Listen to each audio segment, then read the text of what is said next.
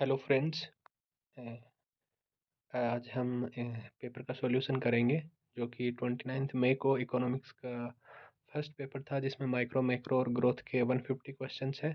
उसका हम solution detail में सॉल्यूशन तो नहीं करेंगे बट आंसर की जो अकॉर्डिंग टू मी है। हमने खुद के एक्सपीरियंस से प्लस गूगल करके एंड नोट्स वगैरह बुक्स वगैरह में देख के जितने फाइंड आउट करने की कोशिश करी है उतने क्वेश्चंस हमने फाइंड आउट करे हैं। आंसर्स मैं सबके बताऊंगा लेकिन 100% गारंटी नहीं है। 100% गारंटी आरपीएससी भी नहीं देती है आंसर के निकालने के बाद। सो बट मैं कहूँगा कि 90 to 95% एक्यूरेट रहेगी ये आंसर की। और हम क्विकली गो थ्रू करते हैं क्वेश्चन से। और लेफ्ट साइड में जो हिंदी वर्जन है उसमें जो लाल पेन से जो टिक लगा हुआ है वो आंसर रहेगा। ठीक है, let's go through the questions. तो पहले में है केवल सी गलत। दूसरे में है कि beneficial supply shock causes inflation to fall. So beneficial supply shock का मतलब सप्लाई इंक्रीज होती है जिससे प्राइस डिक्रीज होता है और इन्फ्लेशन कम होता है, तो ये केवल बी सही है। फिर तीसरे में जाते हैं तो ये सिंपल मैचिंग का क्वेश्चन है, इसमें नंबर 3 ऑप्शन रहेगा। फोर्थ में थोड़ा सा डाउट है लेकिन फिर भी ए बी सी डी चारों सही रहेंगे। आप पॉज कर सकते हैं वीडियो को, क्वेश्चंस किसी को देखना हो तो। मैं जल्दी जल्दी स्क्रॉल कर रहा हूँ क्योंकि 150 क्वेश्चंस है, बहुत टाइम लग जाएगा अपने को। फिर एफिशिएंसी वेज हाइपोथेसिस में ओनली सी गलत है। Turnover cost theory does not relate to efficiency wage theories. So ये डज नॉट की जगह नोट नहीं आएगा, केवल सी गलत। ऑप्शन 1 करेक्ट हो जाएगा। सिक्स में incorrect in New Keynesian model. So most of the New Keynesian models rely on perfect competition. That is the incorrect statement. So fourth will be the option. Seventh में चलते हैं तो इसमें second option हो जाएगा कि correct sequence of new classical में जो सीक्वेंस रहेगा वो सेकंड ऑप्शन हो जाएगा। एट्थ में रियल बिजनेस साइकिल में केवल ए एंड बी सही है। Policies that try to prevent fluctuations are necessary.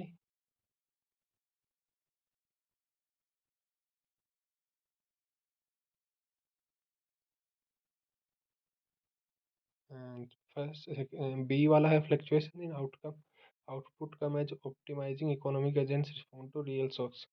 सो इसमें भी थोड़ा सा डाउट है लेकिन ए एंड बी अभी करेक्ट मान के चलते हैं। फिर नाइन्थ में चलते हैं तो नाइन्थ में होगा labour market is a kind of contract market. So ये एक इनका कंक्लूजन नहीं है। क्लासिकल मैक्रो इकोनॉमिस्ट जो बोलते थे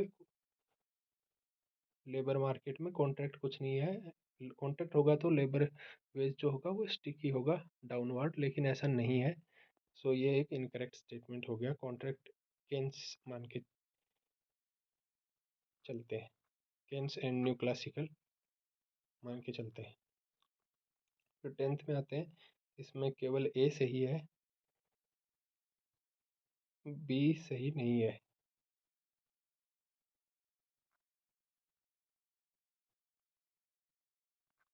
इसमें बी में उल्टा डाल रखा है कि वर्टिकली का हॉरिजॉन्टल और हॉरिजॉन्टल का वर्टिकली लिख रखा है, तो ये उल्टा लिख रखा है इसलिए ये गलत है। वाट 11th में चलते हैं तो ए सी डी सही है और बी सही नहीं है। सो सेकंड ऑप्शन 11th में करेक्ट है। 12th में सीक्वेंस रहेगा ए बी सी डी। 13th में टेक्नोलॉजी स्टैंडर्ड्स आएगा। सो कमांड एंड कंट्रोल में एक फिक्स टेक्नोलॉजी स्टैंडर्ड एक आपको दिया जाता है, परफॉर्मेंस स्टैंडर्ड नहीं होता है, इसमें टेक्नोलॉजी स्टैंडर्ड होता है। इतना परसेंट पॉल्यूशन आपको कंट्रोल करना है। 14th में ए बी सी आएगा।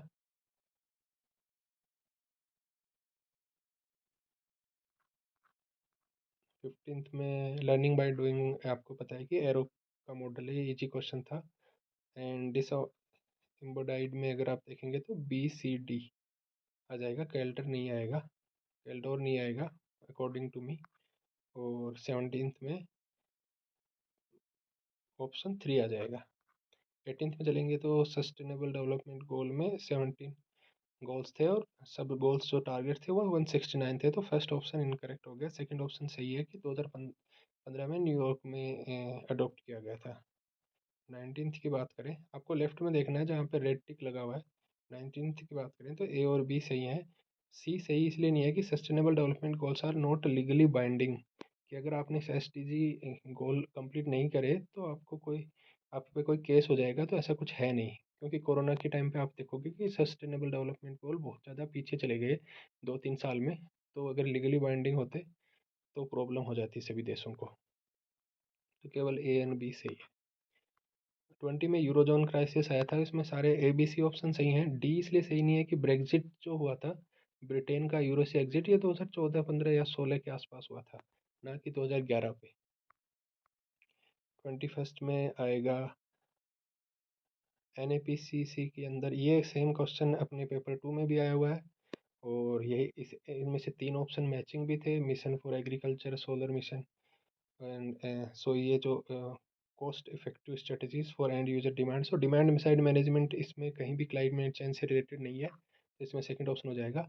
And then India's rank in recently climate change performance index, इसमें 7th आएगी, तला for a reason. And 23rd in the context of regulation of environmental pollution which one is following the economic incentive. So 3 economic incentive होते हैं, 2 यहाँ पे mention कर रखे हैं, marketable permits and liability. So environmental के क्वेश्चंस काफ़ी tough आए हैं। जनरली इन्वायरमेंटल जो अपने सिलेबस में दे रखा है उसके हिसाब से बेसिक बेसिक दे रखा है, लेकिन क्वेश्चंस काफ़ी डेप्थ में पूछे गए हैं। तो आप इन्वायरमेंटल की इग्नू से आप नोट्स सर्च करोगे या गूगल करोगे तो ये आपको मिल जाएंगे। तो ए और बी दोनों सही हैं।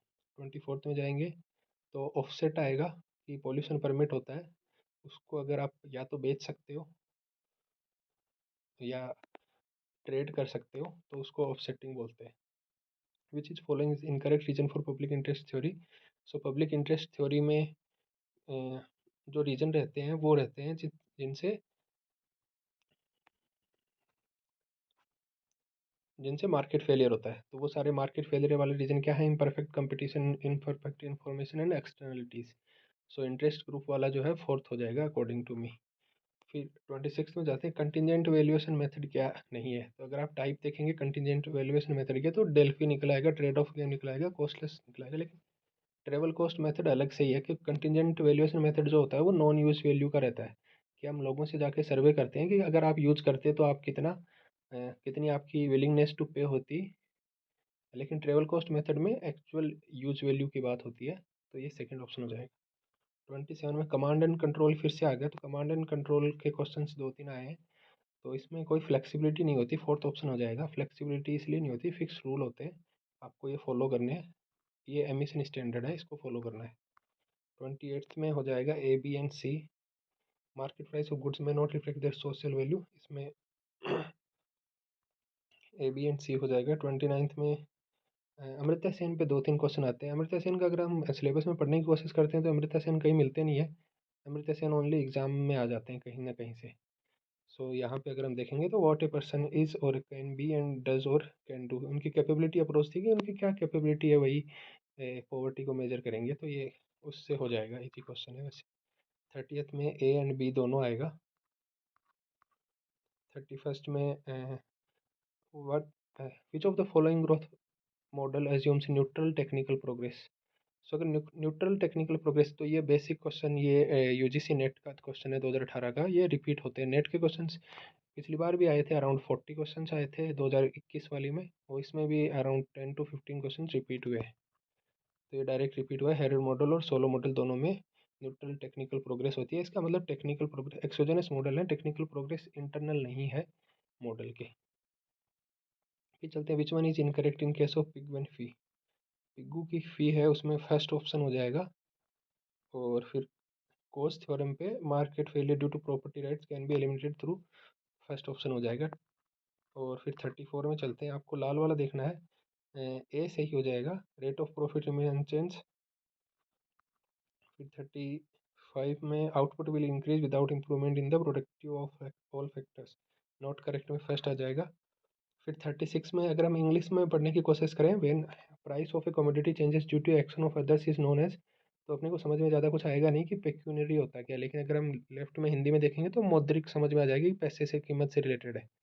तो ये फर्स्ट ऑप्शन हो जाएगा। 37 में अगर हम जाएंगे तो केवल बी सही है। सो गवर्नमेंट फेलियर का रीज़न जो है वो difficult lobbying by special interest groups to secure protective legislation. ये लगता है अपने को कि फेलियर हो सकता है, लेकिन अकॉर्डिंग टू मी ये भी थोड़ा सा डाइसी सा क्वेश्चन है कि इसमें ए बी दोनों भी हो सकते हैं। According to me only B is correct. फिर 38 में भी ए बी सी तीनों सही हैं, इसमें भी थोड़ा सा डाउट है। फिर 39th में internal rate of return is the rate of discount which sets the net present value to zero. ये भी नेट का क्वेश्चन है, ये पका पका क्वेश्चन है जो बहुत बार पूछा जाता है। Internal rate of return zero रहता है। फिर आता है ट्रेवल कॉस्ट मेथड में, ये तीनों वर्जन है ट्रेवल कॉस्ट मेथड के, अगर आप इनको सर्च करोगे इग्नू के नोट्स या कहीं आपको मिल जाएंगे, ए बी सी तीनों सही है। फिर 41st में आते हैं पी क्यू एल आई, तो पी क्यू एल आई में थर्ड ऑप्शन रहेगा इनकरेक्ट, क्योंकि यहाँ पे 10 वर्ष की आयु में की बात नहीं होती, 15 वर्ष की आयु की बात होती है। Literacy at 15। तो दोस्तों आपको लगता है कि कोई क्वेश्चन में कोई दूसरा आंसर होना चाहिए तो आप ज़रूर कमेंट करके बताएं और उसका ज़रूर रिप्लाई मिलेगा। 42nd में जाएंगे तो वही है, एक स्मोकर एक नॉन स्मोकर है, तो इसमें ज़्यादा चांसेस सेकंड ऑप्शन के हैं कि स्मोकर को पैसे देने चाहिए। Should pay non smoker compensation equal to marginal damage caused by the smoking. Second option सही लग रहा है। फिर आते हैं कि एक सबसे ऐसा ऐसा थ्योरेटिकल मॉडल जो सबसे पहले सबसे तगड़ा सब्सिस्टेंस इकोनॉमी को ट्रांसफॉर्मेशन का आया था, वो आया था लेविस का मॉडल, ऑप्शन फोर्थ आएगा। फिर 44 में चलते हैं। 44 में हेरोडोमर मॉडल है, तो उसमें ए और आर दोनों सही हैं और ये सही व्याख्या करता है, तो ऑप्शन 3 हो जाएगा। 45 में चलते हैं। तो लुकास मॉडल में मेजर डिटर्मिनेंट, तो लुकास का आपको पता है कि human capital, investment in human capital, option 3 आएगा। 46 में चलते हैं, तो Kaldor's growth model is based on the following assumption A B C, इसमें ऑप्शन 3 आएगा, ए एंड बी। अब देखते रहिए, लेफ्ट साइड में जो लाल से टिक किया हुआ है वही करेक्ट ऑप्शन है। तो 47 में चलते हैं। 47 में बी और सी सही है। Capital formation does not depend on capitalist surplus, ये ऑप्शन ये इन्होंने गलत लिख रखा है, तो बी एंड सी सही आएगा इसमें। Following is true with regard to Harrod's model of economic growth. So Harrod के मॉडल की इकोनॉमिक ग्रोथ के लिए केवल ए सही है कि वारंटेड और नेचुरल ग्रोथ रेट का उन्होंने उल्टा लिख रखा है। नेचुरल सी वाले में जो natural rate of growth is the rate of growth required for a full utilisation of a growing stock of capital, ये जी एन नहीं जी डब्ल्यू होता है, तो इनको थोड़ा सा उल्टा लिख रखा है। 49 में चलेंगे, तो सोलो मॉडल में आई आर एस नहीं होता, सोलो मॉडल में सी आर एस होता है टोटल, वो इसमें ऑप्शन 3 आ जाएगा। फिर आते हैं जो ऐसा इकोनॉमिस्ट जिसने इम्पोर्टेंस दी एग्रीकल्चर प्रोडक्ट को, capital accumulation in under developed countries, तो ये फेयरनेस का मॉडल जो कि लेविस के मॉडल का एक्सटेंशन है, ये वाला आ जाएगा। According to the golden rule of accumulation जो फेब्स ने दिया, उसमें ये था कि पर कैपिटा कंजम्पशन वहाँ मैक्सिमाइज होगा जहाँ saving rate equal to profit rate, तो ऑप्शन 3 आ जाएगा। 52 में ऑप्शन 4 आ जाएगा। इंडिजीनियस ग्रोथ मॉडल थे जो कि पॉपुलेशन को कंसिडर करते थे, इसमें दे रखा है they do not consider growing population in order to generate ongoing growth process. तो पॉपुलेशन इंपॉर्टेंट रहती है इंडिजीनियस ग्रोथ मॉडल में, क्योंकि वहीं से आईआरएस निकलता है कैपिटल्स का, ह्यूमन कैपिटल जो होती है वो पॉपुलेशन से ही आती है, तो पॉपुलेशन इंपॉर्टेंट रहता है। 53 में आ जाएंगे, ये इजी क्वेश्चन था ऑलमोस्ट, कि भाई Gini coefficient can vary anywhere from -1 to 1, तो -1 कुछ नहीं होता है, 0 to 1 होता है, तो ये सेकंड ऑप्शन आ जाएगा। फिर डिस्पेरिटी की अगर हम बात करते हैं, तो इसमें सेकंड ऑप्शन आ जाएगा, चारों के चारों अकॉर्डिंग टू मी चारों सही है। इसमें फिर से अमर्त्य सेन आगे उन्होंने ये बात करी है। फिर वापस गिनी गुणांक आ गया, करेक्ट रिगार्डिंग गिनी गुणांक, तो ए और बी करेक्ट है, सी करेक्ट क्यों नहीं है? When it assumes the value of zero indicates the income level of every individual except one is zero. तो ये उल्टा बोल रखा है कि ये उल्टा दे रखा है, सी में 1 होगा, गिनी कोफिशिएंट 1 जहाँ होता है, इसका मतलब एक इंसान अंबानी के पास सारा पैसा है, बाकी सब गरीब है, तो वो परफेक्ट इनइक्वलिटी हो गया। और जीरो तब होगा जब सबके पास जीरो तब होगा जब सबके पास समान पैसा हो। 56 में चलते हैं, तो ये एक फैक्चुअल बेस्ड क्वेश्चन था। CO2 शायद ही किसी को पता हो, CO2 का 9.4.1 ऐसे कुछ है, तो ये SDG गोल नंबर 9 में है। फिर आते हैं the capacity creating aspect of investment in growth theory was emphasised by Domar. So ये भी नेट इकोनॉमिक्स नेट जेआरएफ का पका हुआ क्वेश्चन है, ये नेट में भी एक दो बार आ चुका है, तो ये डायरेक्ट क्वेश्चन नेट से उठ के आया है। इकोनॉमिक ग्रोथ इंक्लूड्स, सो ये तीनों इकोनॉमिक ग्रोथ के अंदर ये तीनों चीज़ें आती हैं ए बी सी। 59 में चलते हैं तो the optimal amount of capital under the golden rule of accumulation is that where which equates profit rate to growth rate. Option C आ जाएगा इसमें। और अब अभी बात करते हैं जीडीआई की, जेंडर डेवलपमेंट इंडेक्स, तो इसमें वही इंडिकेटर आते हैं जो कि अपने एचडीआई में आते हैं, तो बस वो मेल फीमेल का डिफरेंस देखते हैं, तो मीन ईयर ऑफ स्कूलिंग आ जाएगा, लाइफ एक्सपेक्टेंसी आ जाएगा और जीएनआई पर कैपिटा आ जाएगा, लेकिन पार्लियामेंट्री सीट से रिलेटेड कोई कहीं भी उल्लेख नहीं है। फिर 61 पे चलते हैं, कार्डिनल यूटिलिटी थ्योरी में marginal utility of money is not constant. So कई बार ये जो एजम्पशन दिए होते हैं उसमें कोई एक हार्ड एजम्पशन होता है, नॉट कांस्टेंट स्ट्रिक्टली, उसको हमको सेलेक्ट करना रहता है, तो यहाँ पे ऑप्शन फोर्थ हो जाएगा, क्योंकि money marginal utility of money is not constant का मतलब होता है कि तुम्हारे पास 2,000 रुपये हैं, तो पहला 1,000 रुपये तुमने खर्च किया तो उसकी जो वैल्यू, उसके जो वैल्यू हुई वो ज़्यादा थी दूसरे 1,000 से, तो ऐसा तो लेकिन होता नहीं है ना। 62 में आ जाएगा ओनली बी करेक्ट। और 63 में आ जाएगा इनफाइनाइट, क्योंकि इसकी वैल्यू 1/1 प्लस रो होती है, और रो का मान -1 रखेंगे तो अनंत आ जाएगा। ये सिंपल क्वेश्चन, ये भी नेट का क्वेश्चन है। और अब इसको सॉल्व करेंगे, the demand function of a commodity, तो इसका 1.09 आ जाएगा। तो एग्जैक्ट आंसर ये जो लिख रखा है 1.087 है। 25 को डिवाइड करेंगे 23 से, 23 से, तो ये आंसर आ जाएगा। स्लेस्की का सब्स्टिट्यूशन इफेक्ट की बात करें तो demand curve is more elastic than Hicks in demand curve, तो Slutsky substitution effect real income is not constant. So ये सेकंड ऑप्शन हो जाएगा इसमें। फिर in case of comparative demand curve in which approach will the maximum effect of price increase is manifested. So maximum effect उसमें आएगा जिसका सबसे ज़्यादा इलास्टिक होगा, और सबसे ज़्यादा इलास्टिक होता है आई थिंक मार्शल का। तो स्लेस्की और हिक्सियन का तो होता नहीं, सबसे ज़्यादा इलास्टिक होता है हिक्सियन का, फिर स्लेस्की का, और सबसे ज़्यादा इलास्टिक होता है मार्शल का। बैंडवैगन इफेक्ट जो होता है उसकी दो चीज़ें होती हैं, एक तो ये मार्केट डिमांड कर्व को लेस इलास्टिक बना देता है, और दूसरा ये करता है पॉजिटिव एक्सटर्नलिटी देता है। तो ये बेसिक क्वेश्चन पूछ रखे हैं, ऑप्शन 3 आ जाएगा इसमें। 68 में ऑप्शन 1 आ जाएगा, स्नोब इफेक्ट से रिलेटेड है। ए एंड बी आर दोनों दोनों सही है। बैंडवैगन में पॉजिटिव नेटवर्क एक्सटर्नलिटी होती है और स्नोब में नेगेटिव नेटवर्क एक्सटर्नलिटी होती है। और 69 में चलते हैं, तो 69 में क्या है, ए और बी दोनों गलत है। इंडिफरेंस कर्व सोच कार्डिनल की जगह ऑर्डिनल, ऑर्डिनल होता है इंडिफरेंस कर्व, कार्डिनल नहीं होता, एक यूटिल दो यूटिल नहीं होती उसमें, कंपैरिजन होता है, ऑर्डरिंग होती है। और individual moves down and indifference curve, तो मार्जिनल रेट ऑफ सब्स्टिट्यूशन जो है वो डिक्रीज करती है एक्स फॉर वाई, तो ये दोनों गलत हो गए। 70 में चलते हैं, 70 में केवल बी सही है, पहला गलत क्यों है, supply curve is positively slope then the coefficient of price elasticity of supply is greater than 0, तो ऐसा ज़रूरी नहीं है, -1 भी होता है। अगर इस उससे निकलती है, अगर ओरिजिन से निकलता है सप्लाई कर्व, तो price elasticity of supply equal to 1 होती है। केवल बी सही। 71 में भी केवल बी सही। फिर 72 में कॉनकेव टू ओरिजिन, तो दो गुड रहेंगी तो कॉन्वेक्स बनेगा इंडिफरेंस का, और दो बैड रहेंगी तो कॉनकेव टू ओरिजिन बन जाएगा। 73 में सेकंड आएगा, Hicks method of compensation is to enable consumers to purchase initial bundle of goods. So initial ये इनकरेक्ट स्टेटमेंट हो जाएगा। और 74 में फर्स्ट आ जाएगा, ए सी डी करेक्ट है। Marginal utility from each commodity is equal, ये नहीं होगा। कार्डिनल यूटिलिटी में उनका रेशियो इक्वल होता है, marginal utility to price of X equal to marginal utility divided by price of Y, ये बराबर होता है, ना कि मार्जिनल यूटिलिटी दोनों बराबर होती है। और 75 का ये क्वेश्चन है, ये क्वेश्चन लीनियर के अंदर आता है, अंडर रूट एक्स वन का करें तो फर्स्ट ऑप्शन हो जाएगा। बैंड वैगन का फिर से आ गया, तो ये डिमांड कर्व को इलास्टिक बनाता है, ना कि इन इलास्टिक।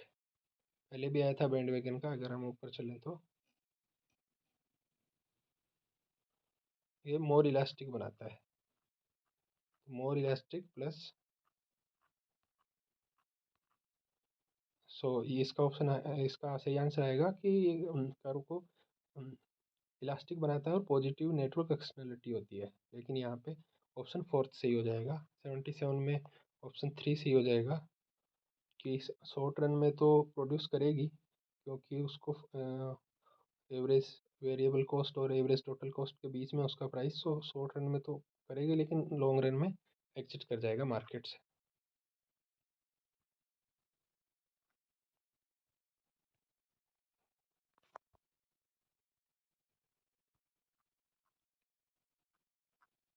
78 में चलते हैं, ये रोल चेन वेलफेयर फंक्शन होगा फर्स्ट ऑप्शन। 79 में डिमिनिशिंग मार्जिनल यूटिलिटी आएगा। 80 में, हाँ 80 का क्वेश्चन है, ये क्वेश्चन कहाँ से आया किसी को कुछ नहीं पता है, पर ये decision in case of uncertainty नाम से कोई टॉपिक है, उसमें आएगा। तो सिंपल ये है कि 1000 रुपये का फ़ायदा, जीतने पे 1000 मिलेंगे, हारने पे 1000 मिलेंगे, लेकिन जीतने की प्रोबेबिलिटी 0.6 है और हारने की 0.4 है।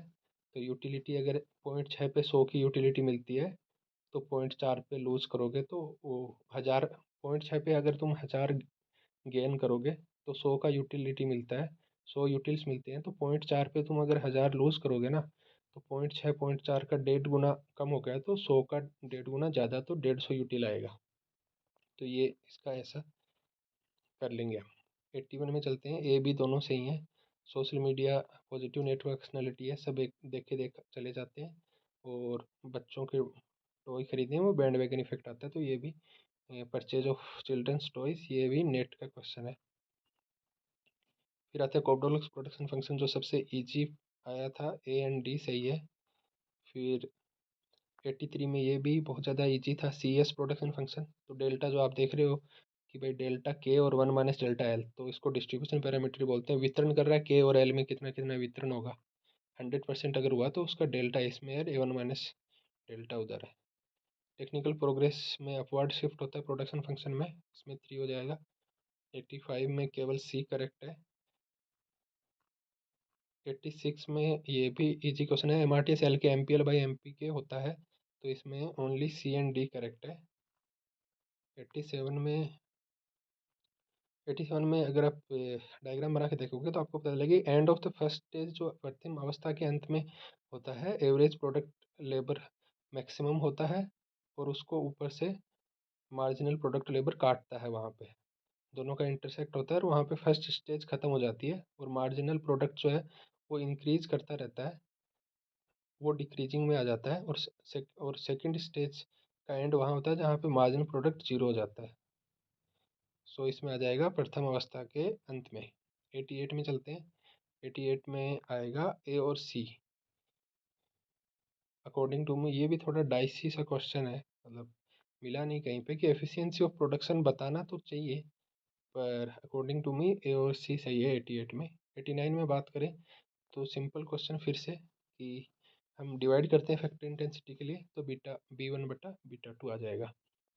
90 में रिजर्व कैपेसिटी होगा, और 91 में the time owner spends working in the, so implicit cost वो होगा ना जिसका कहीं भी अकाउंटिंग में नहीं होगा, कि आप खुद काम कर रहे हो या आप खुद का घर यूज़ कर रहे हो, उसको कोई वेतनमान, उसका कोई कॉस्ट उसको मिल नहीं रहा है, तो इसका ऑप्शन रहेगा the time owner spends working in the shop. 92 में एक्सेस कैपेसिटी रहेगा। सो मोनोपोलिस्टिक कंपटीशन का लॉन्ग रन इक्विलिब्रियम में एक्सेस कैपेसिटी होता है और जीरो प्रॉफिट होता है। P equal to M C हो जाएगा परफेक्ट कंपटीशन का, और जीरो प्रॉफिट होगा, कोई भी फर्म एंट्री नहीं करेगी, कोई एग्जिट नहीं करेगी, ए और डी सही हो जाएगा। 93 में ये नेट का क्वेश्चन है, डायरेक्ट आया है, तो इसमें दोनों सही है, ऑप्शन थ्री हो जाएगा, ए आर दोनों सही है और सही व्याख्या करता है। 94 में चलते हैं, Pareto optimality, it can evaluate a change that makes some individuals better off and others worse off. So ये इसका नोट करेक्ट हो जाएगा, ऑप्शन थ्री। 95 में plants are use at full capacity, A B C तीनों सही हो जाएंगे perfect competition के अंदर। और 96 में लर्नर इंडेक्स, ये भी नेट का क्वेश्चन डायरेक्ट आया है, इसमें फॉर्मूला लगता है P minus M C upon P, और M C equal to M R लिख सकते हैं, पी को ए आर लिख सकते हैं, तो A R minus M R upon A R, 10 - 5/10, तो 0.5 आ जाएगा। 97 की बात करें तो पर यूनिट टैक्स लगेगा, तभी marginal cost curve upward shift होगा। पर यूनिट कॉस्ट इसमें सेकंड आएगा। 98 में किंग डिमांड करो तो greater the difference of elasticities of upper and lower part of the kink demand करो greater will be the kink. So ये basic king demand करो का बेसिक है, ये बेसिक क्वेश्चन आया है, नंबर 4 हो जाएगा इसमें। 99 में सो मिक्स स्ट्रेटजी में गलत कथन कौन सा है? The best strategy for each player in A game which is strictly determined. So strictly determined नहीं होता, प्योर स्ट्रेटजी में होता है स्ट्रिक्टली डिटरमाइंड। मिक्स स्ट्रेटजी में प्रोबेबिलिटी होती है कि 5-6 में से एक चूज करो, तो इसमें ऑप्शन 3 गलत हो जाएगा। ऑप्शन 3 अपने को लगाना है। फिर 100 में यू शेप होता है, इसको एनवलप करो भी बोलते हैं, और U shape reflects law of variable proportion. So ये बात हो रही है लॉन्ग रन एवरेज कॉस्ट की, तो लॉन्ग रन में कुछ सारे ही वेरिएबल होते हैं, तो लॉ ऑफ वेरिएबल प्रोपोर्शन तब लगता है जब एक फैक्टर कांस्टेंट और एक वेरिएबल हो, तो वो शॉर्ट रन में लग सकता है। लॉन्ग रन में रिटर्न्स टू स्केल आएगा, तो इसमें ए बी डी करेक्ट हो जाएंगे। 101 की बात करें तो फैक्टर प्राइसिंग आर गिवन, तो 101 में केवल ए और बी सही हो जाएंगे। काफ़ी सर्च किया ये question, so according to me इसका आंसर ए और बी सही हो जाएंगे, ऑप्शन 3 करेक्ट। 102 की बात करें, पूर्ण प्रतियोगी बाजार की शर्तें हैं, तो ये चारों शर्तें आएंगी। आप सोचेंगे कि एटोमिस्टिक पार्टिसिपेशन क्या है? Atomistic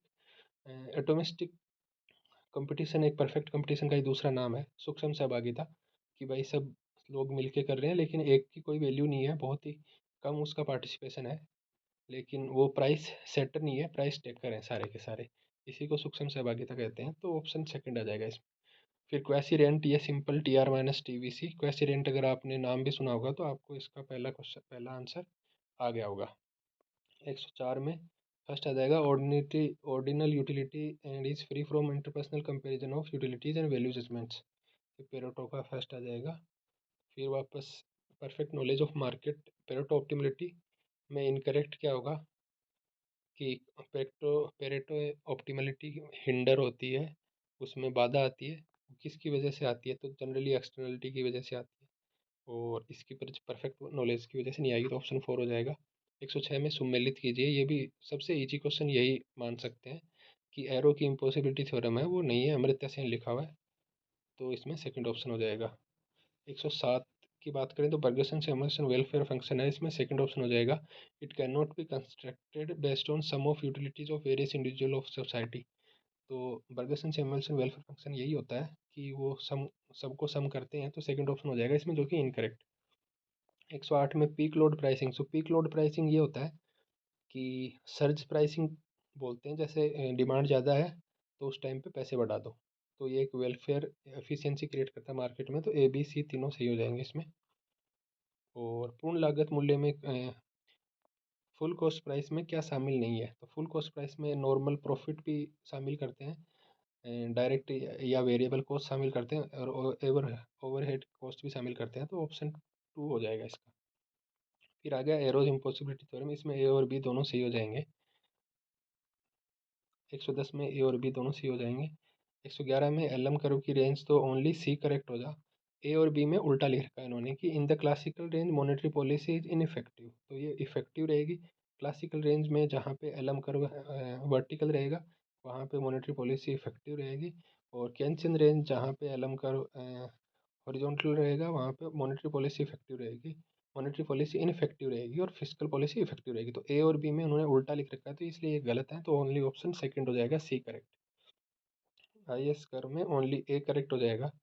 I S curve will relatively steeper if the interest last of investment is relatively high, तो इसमें only only A correct, option 3 हो जाएगा। फिर ग्रीन जीटीपी की बात करें तो ये ऐसा क्वेश्चन था, शायद ही किसी को आ रहा होगा, system of environmental economic accounting, तो इसको गूगल किया तो पता चला कि the S E E A presents information in monetary terms only, ये इसका गलत हो जाएगा। मॉनेटरी भी टर्म में भी बताता है कि भाई इतने करोड़ का, इतने अरब डॉलर का इन्वायरमेंट को नुकसान हुआ, लेकिन ये भी बताता है साथ में कि फिजिकल टर्म्स में भी बताता है कि CO2 का कितना एमिशन हो गया है, कितना मेट्रिक टन या जो भी यूनिट है वो भी बताता है, इसका ऑप्शन सेकंड हो जाएगा। 114 की बात करें तो इसमें सेकंड ऑप्शन आएगा, and LM curve will be relatively steep if the interest elasticity of money demand is relatively high, इसमें ऐसे कथन सेकंड आ जाएगा। 115 में सेकंड आ जाएगा, ए बी दोनों गलत, इसमें दोनों गलत लिख रखे हैं। फिजिकल पॉलिसी मोर इफेक्टिव, इसमें दोनों उल्टे लिख रखे हैं, 115 में सेकंड आ जाएगा। 116 में बैलेंस बजट मल्टीप्लायर में ये होता है कि टैक्स मल्टीप्लायर एक कम होता है गवर्नमेंट एक्सपेंडिचर मल्टीप्लायर से, तो ऑप्शन 4 आ जाएगा 116 में। 117 में ऑप्शन 4 आ जाएगा कि अपने को रिलेटिव इनकम हाइपोथेसिस में पता करना है कि गलत क्या है स्टेटमेंट। तो गलत यही है कि rich person will have higher APC. So rich person हमेशा कम एपीसी रहेगा उसका, पुअर से कंपेरेटिवली बात करें तो कम टोटल इनकम का परसेंटेज जो एवरेज है वो कम कंज्यूम करेगा। तो इसमें ऑप्शन 4 हो जाएगा ड्यूशेनबेरी के रिलेटिव इनकम हाइपोथेसिस में। फिर 118 में आगे, 118 में पहला ऑप्शन हो जाएगा मिल्टन फ्रीडमैन में rate of interest is determined by force of thrift and productivity. ये क्लासिकल का है जो कि मिल्टन फ्रीडमैन ने यूज शायद नहीं किया है, तो अकॉर्डिंग टू मी फर्स्ट हो जाएगा इसमें option, rate of interest is determined by the forces of thrift and productivity. 119 में चलते हैं, what has to be subtracted. हाँ, तो इसमें नेट वैल्यू में तीनों ऑप्शन हो जाएंगे, ए बी सी तीनों घटाते हैं, इंटरमीडिएट कंजम्पशन भी घटाते हैं, फिक्स कैपिटल पे भी और नेट इनडायरेक्ट टैक्सेस भी। फिर 120 में चलते हैं, 120 में बी और सी सही है, ए गलत है। कि ये भी थोड़ा सा डिफिकल्ट क्वेश्चन था। स्टेटमेंट बहुत बड़े बड़े दे रखे हैं, अगर आप एक स्टेटमेंट को पढ़ोगे उसको एनालाइज करोगे पूरे क्वेश्चन को पढ़ोगे 5 मिनट ऐसे ही लग जाएंगे।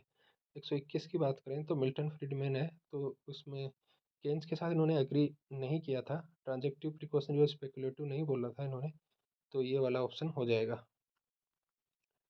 इन 122 में चलते हैं, classical neutrality indicates change in money supply effects only general price level. तो क्लासिकल की मनी न्यूट्रलिटी यही बोलती है, ऑप्शन 4 हो जाएगा इसमें। 123 में चले तो ये सिंपल कैलकुलेशन था कि 2000 में 500 बिलियन है और 2005 में 600 बिलियन है, तो ये नॉमिनल है, इसको रियल निकालने के लिए 600 बिलियन में प्राइस इंडेक्स का भाग दे दो, 600 में 110 का भाग देंगे तो डिवाइड करेंगे तो 545.45 बिलियन आ जाएगा, ऑप्शन 1। 124 में पहला आ जाएगा, precautionary demand for money holdings are higher the liquid the lower the cost of illiquidity. Not correct, 124 में नोट करेक्ट में फर्स्ट ऑप्शन आ जाएगा। 125 में ISLM में only A and C correct आ जाएगा। Money supply is decrease, speculative demand for money increases. LM करो जब शिफ्ट होगा तो क्या होगा। परमानेंट इनकम हाइपोथेसिस क्या बताता है, इसमें आ जाएगा ए सी डी। बी नहीं आएगा, consumer spend the transitory income. तो कंज्यूमर ट्रांजिटरी इनकम जो होती है उसको स्पेंड नहीं करते, परमानेंट इनकम है तो इनकी जो फिक्स परमानेंट इनकम है बस उतना ही वही खर्चा करते हैं, ट्रांजिटरी इनकम को सेव करते हैं। तो ये बी नहीं होगा, बाकी सब हो जाएंगे। और ये सिंपल एकदम, ये भी सिंपल क्वेश्चन था कि ये वाला इन्होंने फॉर्मूला भी नहीं पूछा, उन्होंने दे दिया ये फॉर्मूला किसका है, तो ये लाइफ साइकिल हाइपोथेसिस में है। सिंपल यही है कि सी निकालने के लिए जितने साल काम किया है डिवाइडेड बाय जितने साल के पैदा हुए हो तुम, जितने साल के हो। 128 में बात करें तो ऑप्शन 4 आ जाएगा, ऑप्शन 1 आ जाएगा, which theories are future oriented consumption theories. So अगर हम कंजप्शन थ्योरीज की बात करें जो ऑप्शन में सारी दे रखी हैं, तो अगर हम रिलेटिव इनकम की बात करें तो वो बात करते हैं कि पड़ोसियों में क्या चल रहा है, और अगर हम एब्सोल्यूट इनकम की बात करें तो हमारी करंट इनकम क्या है उस पर हम कंजम्पशन करते हैं। लेकिन परमानेंट इनकम की बात करें और या लाइफ साइकिल थ्योरी की बात करें तो हम एक एस्टिमेट लगाते हैं कि हम फ्यूचर में क्या कमाएंगे, हमारी लाइफ टाइम में क्या कमाएंगे, और उस पे तो फ्यूचर से ओरिएंटेड ये दो थ्योरीज हैं, permanent income and life cycle theories. अगर आप लॉजिकली सोचेंगे तो आपको क्लियर हो जाएगा। 129 की बात करें तो सेविंग क्या होगा, सेविंग इन्वेस्टमेंट के बराबर होगा, इन्वेस्टमेंट किसके बराबर है, 70 के बराबर, तो 70 आ जाएगा। ये भी इजी क्वेश्चन था। 130 में चारों सही हैं according to me, balance budget multiplier वाला है ये, चारों ऑप्शन सही हैं। पिगू, सो पिगू प्रभाव, पिगू का इफेक्ट सबसे पहले डॉन पेटिनकन ने दिया था।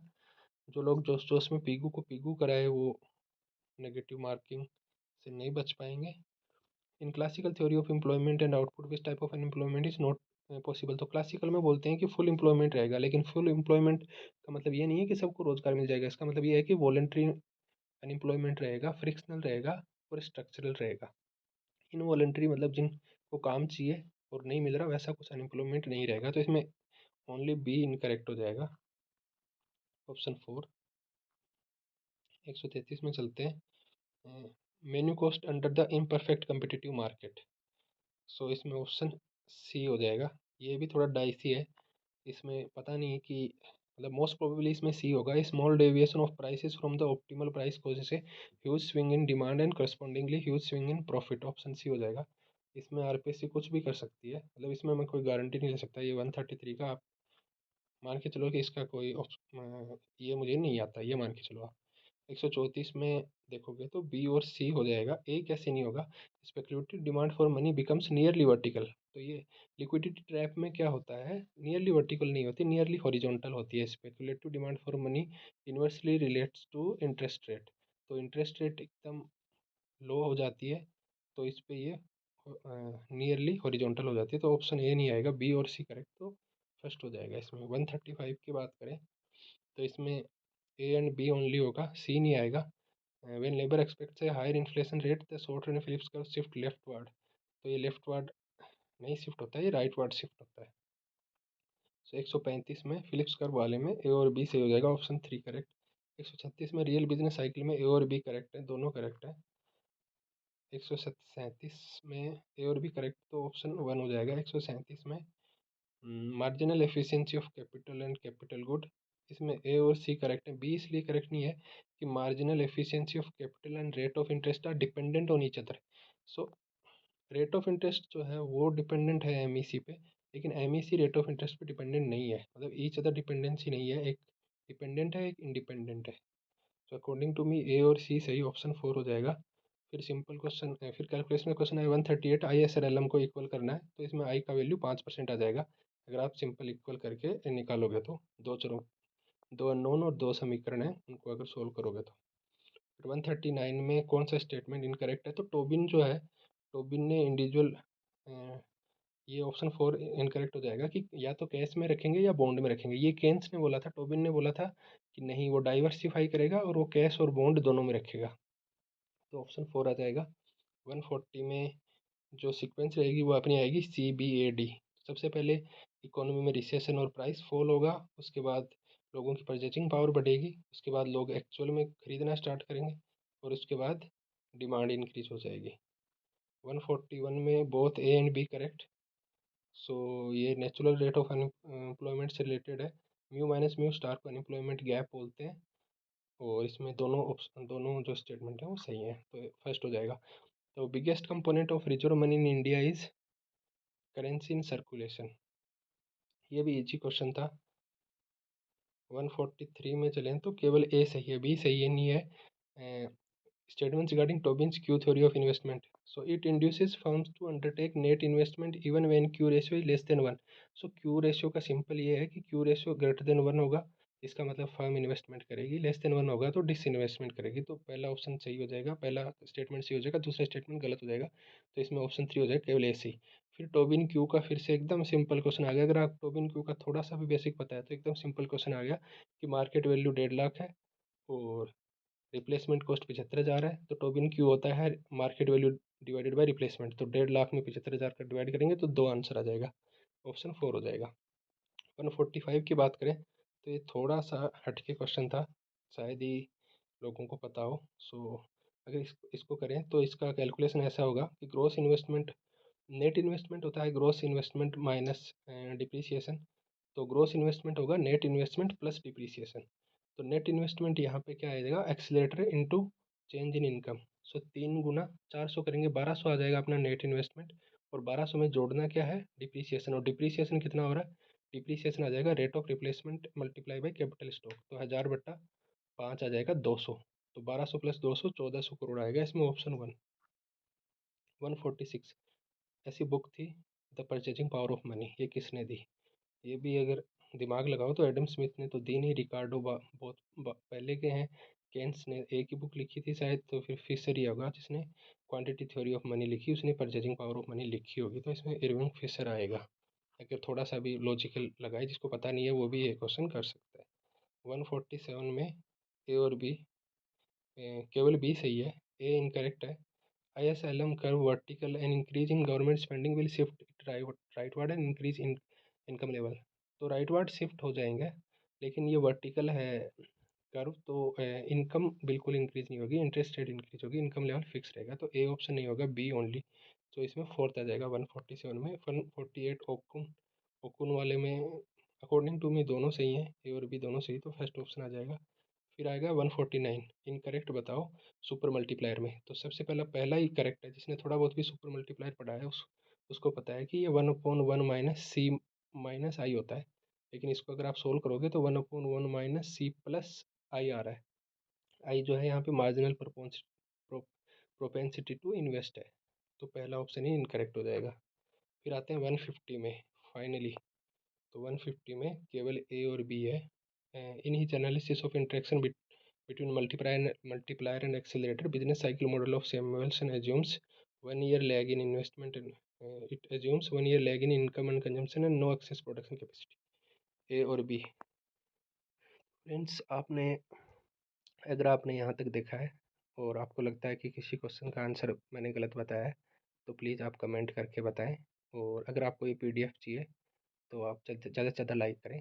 जब 50 लाइक होंगे या 20 कमेंट आ जाएंगे इस वीडियो पे तो मैं आपको कमेंट्स में इसका लिंक शेयर कर दूंगा, आपको पीडीएफ मिल जाएगा। आपको लेफ़्ट वाला देखना है जहाँ पे लाल टिक लगा हुआ है।